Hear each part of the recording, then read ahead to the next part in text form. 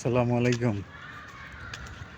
গতকালকে যে বলছিলাম যে ওই যে দালালের সাথে কথা হয়েছে, আমার চাকরি দিব বইলা যে দালালে 600 টাকা চাইছে।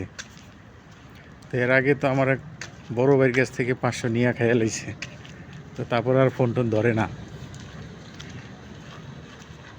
নাম্বার দেওয়ার পর আমি যোগাযোগ করলাম। এখন তার আজকে আসার কথা ছিল। আমি বলছি, ভাই আপনারা এসে আমারে নিয়ে যাইতে হইব, আমি নতুন মানুষ, আমি চিনি না। তখন সে বলছে আচ্ছা সমস্যা নাই। পরে আজকে ফোন দিলাম যে ফোন ধরতেছে না। দালাল আম করতে আরও বহুত আগে আগে। যাই হোক, আজকে আহে নাই।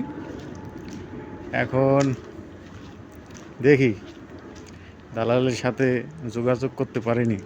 যোগাযোগ করতে পারলে আবার দালাল রে কমো যে ভাই এমন খুব ঝামেলাই আছি, আগে লইয়া যান। টাকা পাঠান যাব না, টাকা আমি হাতে দিব। আর দালালে আহে কিনা না আহে এটা জানা মনে সবাই। দেখি দালালে কি করে।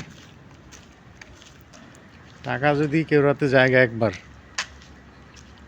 ওইটা উঠানো মনে হয় না সম্ভব। এই জায়গায় আমরা যেতেও ছিলাম, ওই জায়গায় দালালের যে মানুষজন সাথে কি ব্যবহার করে এটা নিজের চোখে না দেখলে ভাই বোঝা যাবে না। কারণ বাংলাদেশে যেসব এজেন্সি বা দালালরা এইসব দেশে লোক পাঠায়, যে 3 মাসের একামা দিব এই সেই, তারপর এই জায়গায় না আরেক কোম্পানিতে কাফেলা করে দিব, এগুলো হইল মানে প্রফেশনাল দালাল। কারণ এই জায়গায় যার কাছে পাঠায় ওই মাথা চোদে হইল আপনার ওই চাকরি দিব, ওই মাসের তো 100-200 টাকা 300 টাকা খরচ করে একটা চাকরি দিব। ওই জায়গায় চাকরি করলে বেতন পাইতেও পারেন, নাও পাইতে পারেন, ঠিক নেই।